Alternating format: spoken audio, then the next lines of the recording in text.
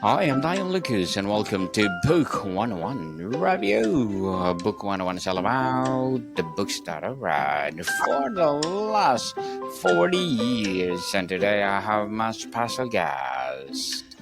She is a global education consultant, speaker, and professor, as well as an author too. She is the author of the book High Five to Thrive, no other than Miss Donita Grissom. Hi, Daniel. How are you? I'm fabulous Miss Donita. And can you please introduce more about yourself? Yes, I can. So, I am a professor at the University of Central Florida. I work with pre-service teachers who are wanting to teach, and I teach them how to teach English to speakers of other languages. So, that's my daytime job. And I also train teachers nationally and internationally. And I'm just going to kind of jump right in there because what I noticed as I've been out training teachers, they are getting really stressed out about so many things that they have to do, and the landscape of education right now. Teachers are leaving. We're having problems with teacher retention, so I had to step back for a moment. And my partners, Dr. Vicki Couchner and Debbie Simoes, as you can see in the picture there, we decided that we needed to do something to help teachers with their wellness and self-care because they don't know how to manage all the things that they're responsible to do and themselves and the well-being of their children. So that is how the book High Five to Thrive was born.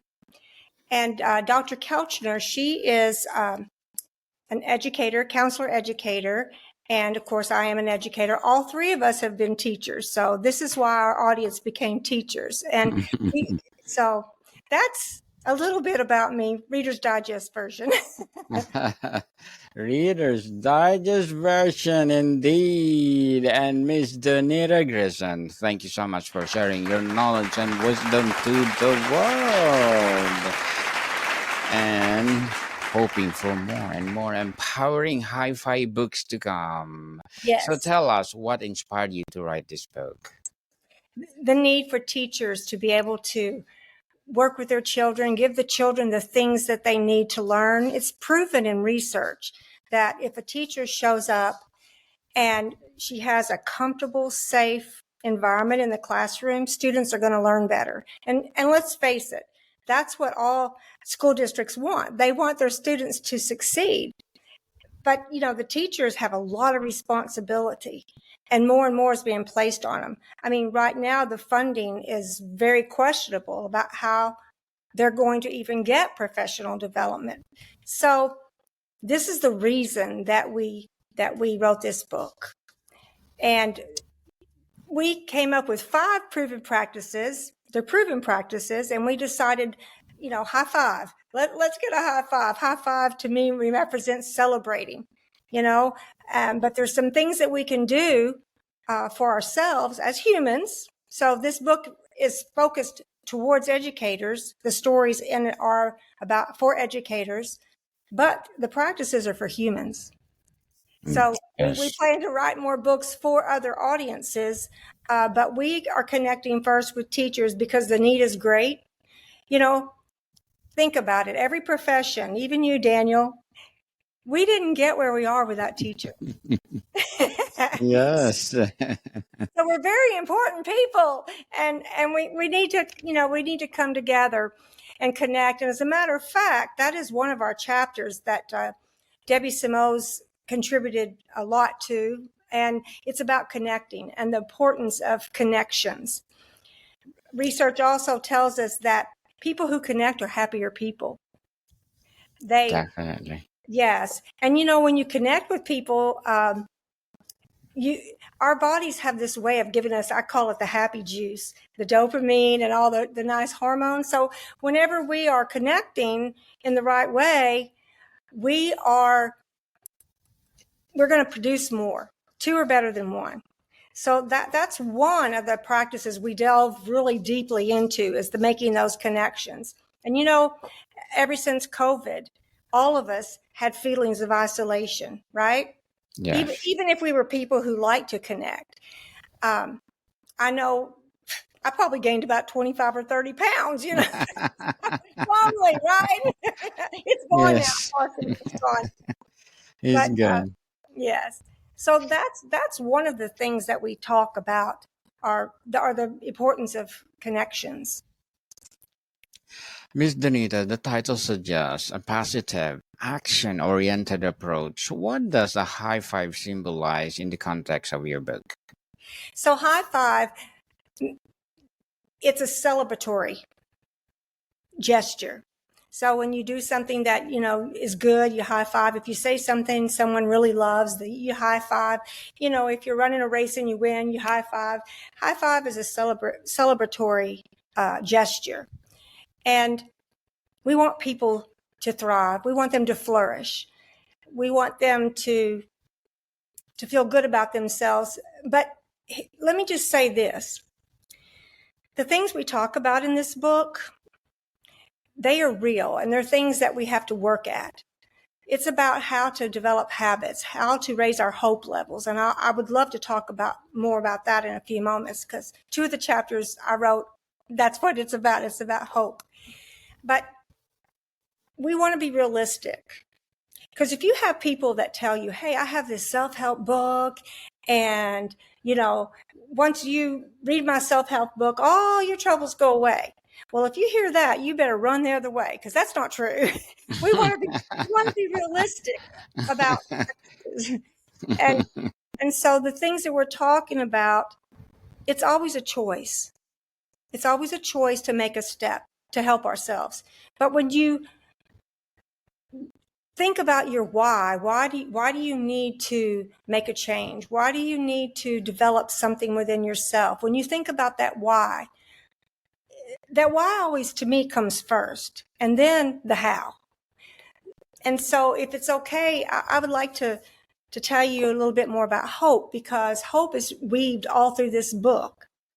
But what we've learned in the last several years working with teachers is that they do not know exactly what hope means. So a lot of people think hope is just like a wish, and wishing's good. A lot of great things can start from a wish, but wishing is not hope. To have hope, real impactful hope in your life, it's made of 3 components. You have a goal or a problem. So anybody out there not have problems?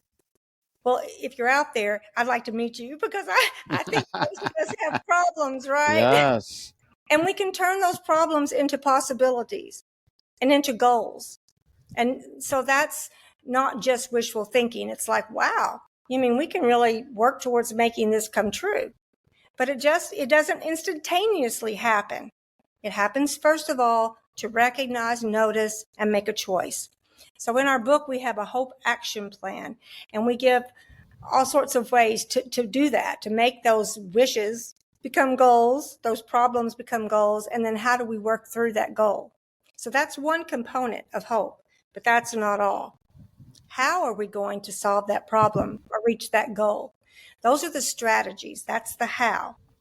And a lot of people have a lot of goals in mind, but they don't have so many strategies. And sometimes they need help.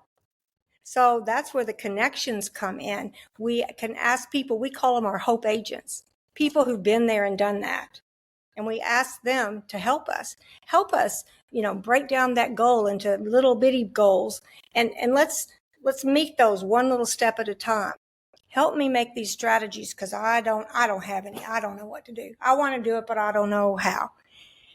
And then the final component of hope, we call it's the agency factor, but it's really, really, it's a lot of little components which make it big. Okay, let me explain that. It's our motivating factor. It's our mindset. If you don't believe you can do something, well, you probably won't. We all have that inner critic inside of us. You're not good enough. You'll never amount to anything. Oh, you're so silly. Why do you even try? know those kind of thoughts? I mean, I have them. So Yes, that you have to have the right mindset. So we have a lot of strategies in our book that help people with, we call it flipping the script. When you get those hope hacking thoughts, we call them, we want to change that and flip it to a hopeful thought, because all of our actions in life, Daniel, start from thoughts. definitely. Yes. So, but I want to say something real quick. Go ahead, Miss. You've probably heard about toxic positivity, but if you haven't, let me explain what that is, because that's not what we're talking about in the book. But I don't want anyone out there to mistake what I'm talking about, because hope theory is, it comes from positive psychology, and positive things are good, but toxic positivity, it's like pretending that an obstacle or a problem doesn't exist. Like, you may have a fever of 103, but a toxic positive mindset would be, I'm just going to pretend it's not here and then it'll go away. Well, that's not true. So in hope theory, what we talk about is you've got to really recognize what is that problem? What is that goal? And then you use cognitive thinking to create the strategies. Now, some of you may think, well, I'm not very smart. Well, guess what? To raise hope levels, it has nothing to do with your intelligence, your IQ. Isn't that exciting?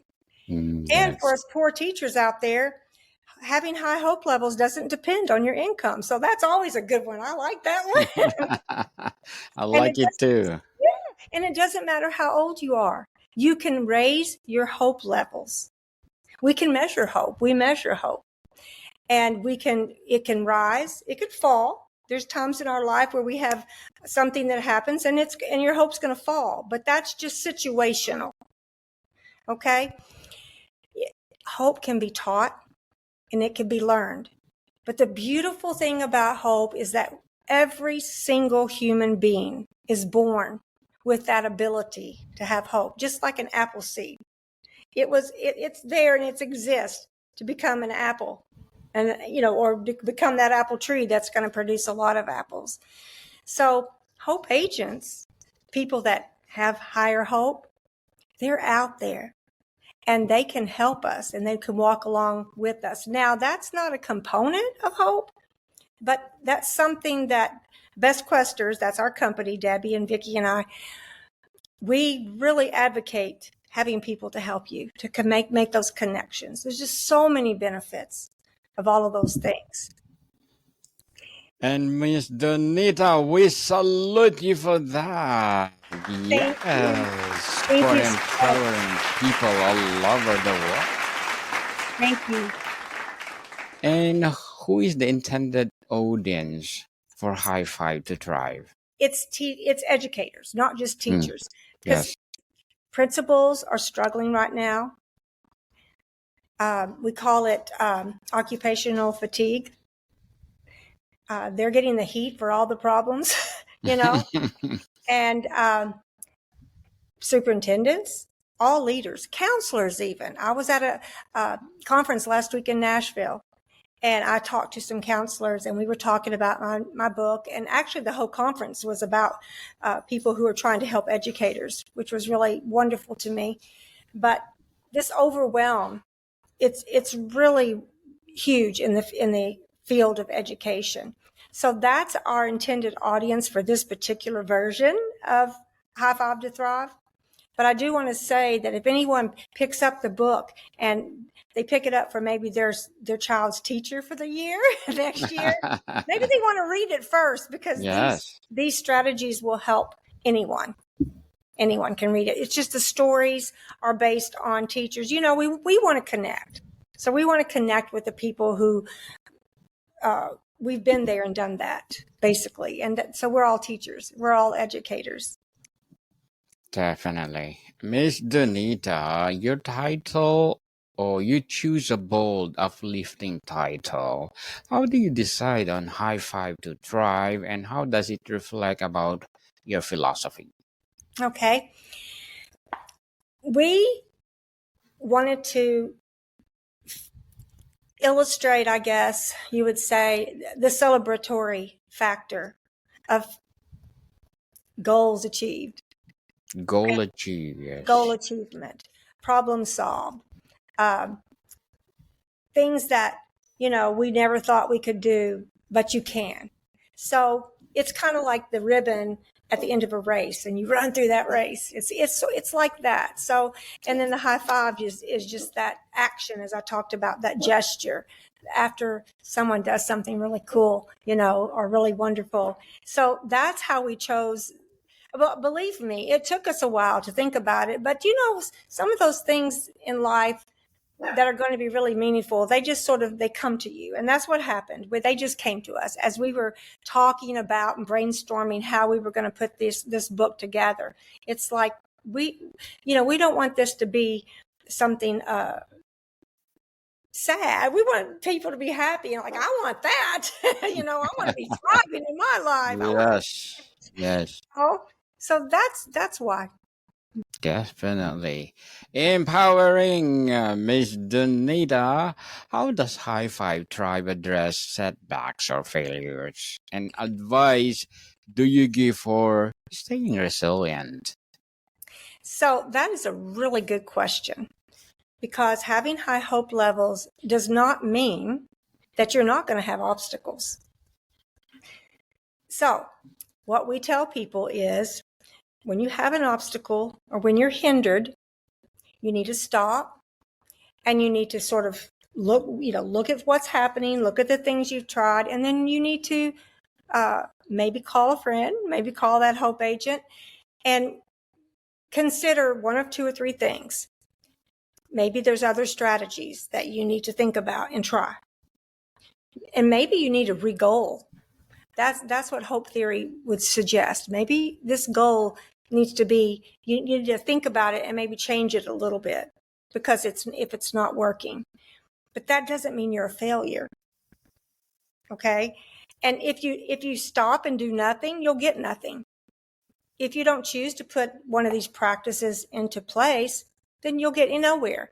And actually, that can be a sign of hopelessness, being paralyzed. However, when we get up and we try, and we make connections, we put these strategies into place, we run into obstacles, we try again, we reframe the goal. Sometimes you just have to say, okay, I'm going to put this down, I'm going to try something else. But it doesn't mean you're a failure. But if you do keep trying, you are going to have success in life. You will. And it will become more of a wish. Your dreams will come true. Definitely. Your dreams will come true. Just believe within yourself. That's right. And Miss Donita, as a global education consultant, speaker, professor, as well as an author, what are your short-term and long-term goals? Oh, well, my short-term goals are to get out there and just get in front of as many teachers, educators, counselors, people that I can, so I can spread seeds of hope around the world. And my long-term goals are basically the same. However, I want to continue writing more of these books for more of the audiences, because right now in our whole world, people are hopeless for a lot of reasons. And I want to take the things that I've learned. And by the way, Daniel, I learned these things from the lowest point of my life. So this is personal to me.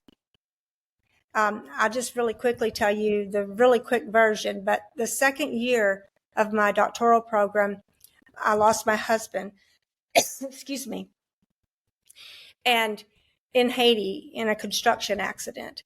And I was doing my study with Haitian people, but it was for a different reason than hope. I didn't know anything about hope at that point. I was getting my cognate, they call it, in social work counseling, because as an ESOL teacher, I taught children from all over the world how to speak English in my classroom. And they came to me with a lot of trauma and a lot of problems. And I felt like I wasn't able to help them as well as I wish I could. So this is why I pursued my doctoral program anyway. So I went to my professor after this happened, after I went back to school, and I explained everything to her. And she looked at me and she said, well, you know, you can't measure trauma right now with the Haitian population that you have, but you can measure hope. I didn't know what she meant, but of course I burst into tears. And ever since then, that was 2012, I've been studying, reading. I did my dissertation on hope theory, writing, speaking all over the world. I've been to Pakistan, Vietnam, just different countries, worked with teachers in Russia, Vietnam, just lots of places about hope. And so that tells me, well, let me tell you one more thing, if you don't mind. Go ahead, man. Now when people call me to come to visit their schools or do webinars or, workshops, keynote speeches, I'll say, oh, well, which ESOL strategy would you like for me to talk about? Because that's what I do at UCF. And they say, no. We want you to talk about hope theory. We need to know how to help our teachers, and our teachers need to know how to help our children. So that was a long story to tell you my long-term goals, but I thought it was important for the audience to know that it's more than just an ideal for me. It's a passion because it changed my life. I like to say hope found me. And I want to be able to give what I know and what I've experienced to anyone that I come across. But right now I'm coming across more teachers than anyone. Good luck to your goals, Miss Donita. And what would be your piece of advice for those people out there who want to be, of course, like you? Never give up. Don't ever give up. Don't throw in the towel. If there's something that you want to do, do it. You're never too old. I got my doctoral degree in my 50s. And I'm living my dream right now. I'm 68. Never give up. Never give up. Yes. Never give up. Keep trying. If something doesn't work, try something else. And make the choice to say yes to yourself. Yes to the things that you if you read the book, that some of the things here that we suggest, there's other books, there's other people out there that are, talking to people about how to help themselves. Say yes. And work the plan. Definitely. Try until you succeed. People don't give up. And thank you for that advice, Miss Donita. And can you please recommend a book that influenced your journey? Oh, yes. That's easy. It's Making Hope Happen by the late Dr. Shane Lopez. He changed my life when I was going through that time I told you about. He published a book called Making Hope Happen, and it changed everything for me. And I even contacted him, and he was a wonderful person, and he agreed to be on my dissertation committee. And we lost him way too soon, but his book is so wonderful. And he's not with us now, which makes me so sad, but I feel like one of his batons he passed to me. And so I'm carrying that torch for him as well and his family. And I hope that they hear this and they know that. He was honored and respected and gave so much to the area of hope theory. Making hope happen. Thank you for that recommendation, Miss Donita. And before we wrap up our discussion for today, I'm inviting you to please don't listen to my other podcast, people, because my abstract essay is already in 5th season, abstract poetry in 2nd season, and my book 101 review in 5th season too. And my Comedy 101 in 2nd season, and my Food 101 in 5th season as well. Geography 101 in 4th season, and my baby podcast Law 101 and Mental Health 101. Love Letters in 3rd season, and Movie 101 review and Music 101 in 4th season, and Science 101 and Sex 101 in each 1st season. Please listen to them wherever you listen your podcasts. Miss Donita, if you were to write a follow-up to High Five to Thrive, what new topic or challenge would you explore and why? I would call it 10 to win. I already got it. 10 to win. 10 to win, yes. But we need to get through the first 5 first. So Definitely. So, Miss Donita, thank you so much for sharing your knowledge and wisdom to the world. So, So, can you please invite our listeners to support your book, your advocacy, or any projects that you're doing right now? yes. So I would love for everyone there to get their copy of High Five to Thrive. It's available in book, this paperback here, at Amazon.com. Barnes and Noble has the ebook and the copy here. So Yes. we also do workshops for school districts, PTAs, conferences. Our next one is called Stay and Thrive. So it's a 70s thing. We like to have fun, and we're going to be doing some of the things that we have in our book. So give me a call. I think you're going to put my information up there.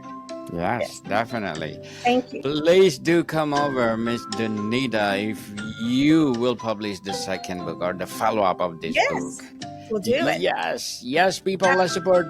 Yes, let's support Miss Donita Grissom, because if you support her, for sure, more and more empowering books like this to come, more and more empowering advocacy to come. So, Miss Donita, thank you so much for your time. Thank you for having me, Daniel. It's been my pleasure. More to come, people. See you soon.